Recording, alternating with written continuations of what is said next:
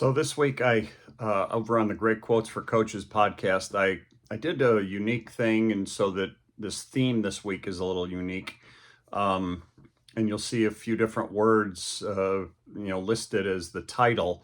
Um, I can't even remember the exact names of them: sacrifice and service and relationships, communication, things like that. I think there was one more. Anyway, and you'll see why. You'll hear why when I talk here. What I was doing in that episode, and you really should listen to that episode from this past Monday. I think it's episode 180. Is I was giving quotes from an article in The Athletic. It's the online New York Times, the sports thing from the New York Times, and so I get that.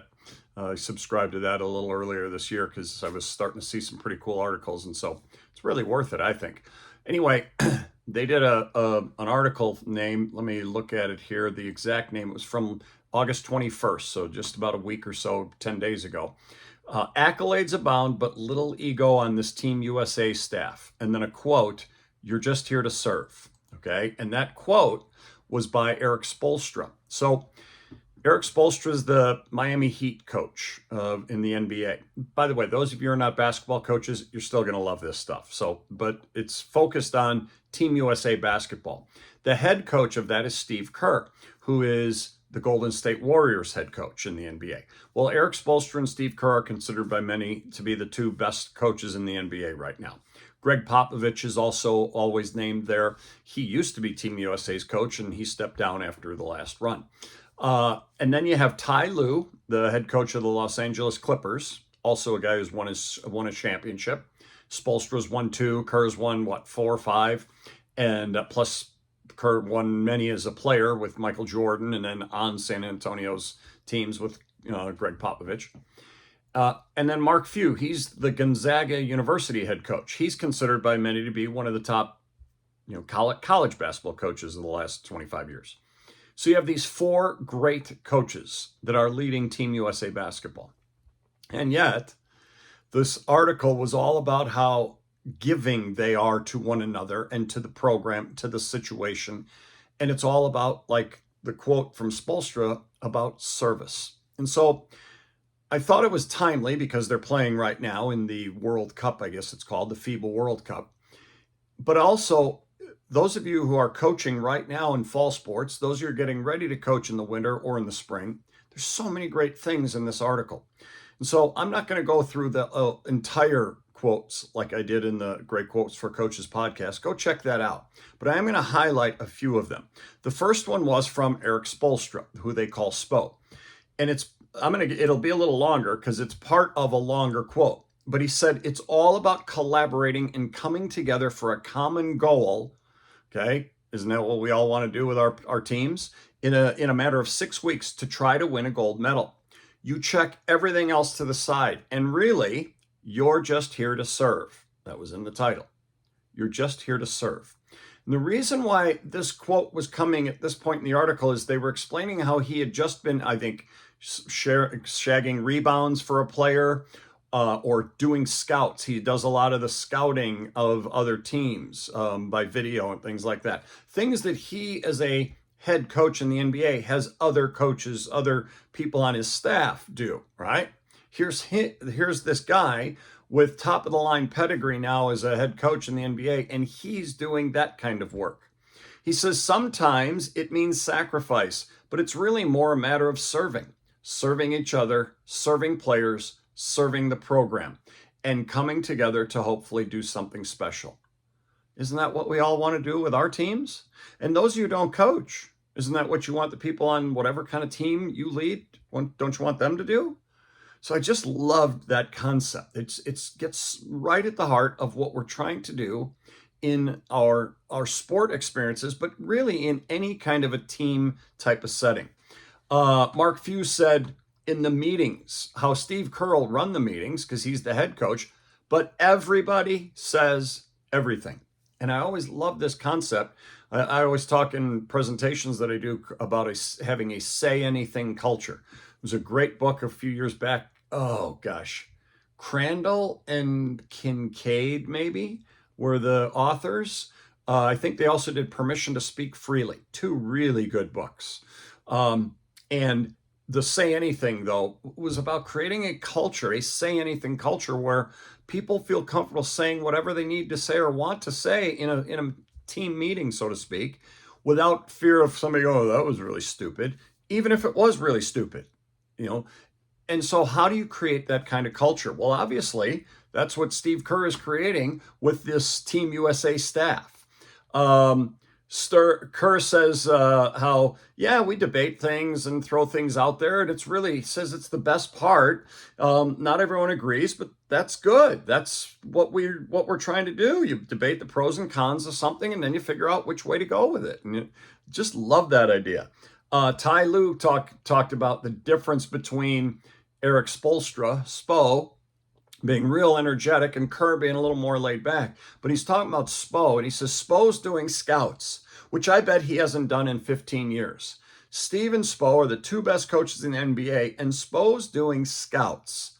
The players should see that. The guy won 2 championships, and he's sacrificing doing scouts, running drills, meaning he's not up on his high horse. Anybody who is going to be part of a team setting needs to do what needs to be done, and how important it is for our players to see this too.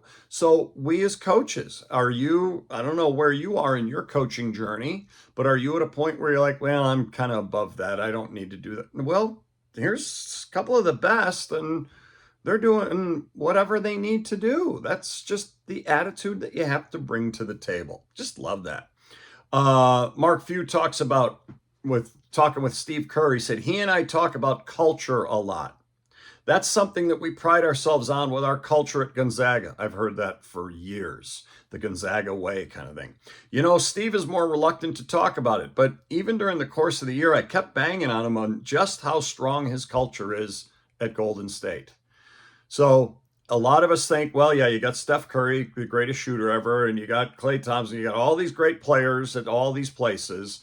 And so all it is, it's about drawing up plays and that's it. No, it isn't. Even these best of the best focus first and foremost on culture.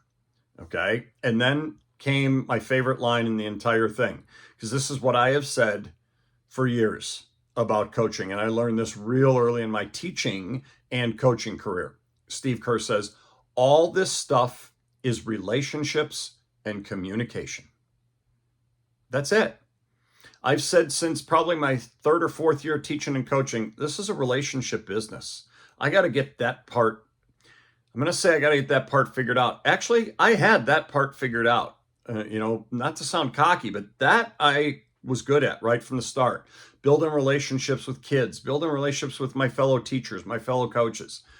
I had to learn the X's and O's, so to speak, more. I had to learn the novels that I was teaching in my English classes and how to teach writing and all of that. I had to get a lot better at that. I had fellow teachers who were outstanding with that. They couldn't build relationships with kids. And so, quite honestly, they struggled. Whereas those of us who realized early on, we got to connect with people, connect with the people that we're trying to lead, things worked out better for us right off the bat. And so I could then pick out what books would work well within the framework of whatever class I was teaching. I could then in basketball figure out, well, what offense would be best with this personnel. But I built the relationships with the personnel first. Okay. And of course I was determining our offenses and defenses and what I liked. And a lot of it came from the head coach I had coached under my first 5 years, Frank Belmont, because he was my mentor. And so I did a lot of what he did. But then when I became a head coach, I tweaked and I added my own things, changed some things, tried different things, so that stuff, that's important stuff. But like Kerr says, all this stuff is relationships and communication. So even if I get the best X's and O's in the world, which I don't know what that is, because they all work. That's why you go to coaching clinics or you buy books. It works because it worked for that person, right? But it won't work if I can't get the relationship part and the communication part down. Because if I can't communicate to them in this relationship, okay, this is how it's supposed to be and this is what's important, who cares? Who cares what X's and O's we have? Who cares what skills and drills, things like that we run? What's going to matter most is building relationships with people. And how do you do that? By communicating well, communicating clearly. This is something that I've been wanting to write and create a presentation on for a long time. Maybe this winter, that'll be my big project in terms of that kind of stuff, a writing project. I've got Slam Dunk Significance as my big project that I'm really going to be working on. Plus, I'm going to be the head basketball coach at my high school here in town. So this winter is going to be a lot of that. But I think as far as writing goes, I've been wanting to do this presentation and this book on communication for coaches, because quite honestly, I think it's the most important thing that we need to be able to do as coaches, actually in as human beings. Because think about most of the problems that you have in this world.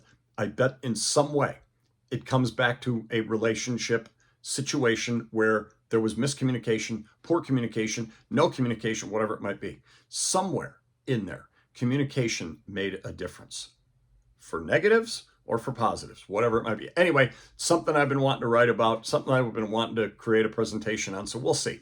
Because that communication piece is so critical. So I've loved Steve Kerr for years, loved him as a player when he was with the Bulls, loved him as an analyst with TNT for games, and have loved him as a coach because he just seems like the kind of guy I'd love to have as a fellow coach and to hang out with and all. And he's so good. And he nailed it with one line. All this stuff is relationships and communication. Maybe that should have been the title and that's it. But those two words I know are in the title of the theme this week. So anyway, okay, I said it was going to be a short one and then I'm going to be over 12 minutes here. So be it. Hopefully you got something out of that, because this is stuff I think you can take to your staff and work with your own staffs, whether you're a coach, whether you're a leader at a business, whatever it might be. Stuff you can do with them, but really it's also stuff to talk to your kids about, talk to your teams about, so that they see that even the best of the best, this is the stuff that they focus on too. So, all right. Coming at you with something different next week, where I've got a theme that's I've got in mind. We'll see, that I know I'm going to be doing, based on a couple of quotes that I've been really focused on this past week. So come back for that, and that's all I'm going to give you. And come back for that next week, and you'll see what I'm talking about. We'll talk to you then.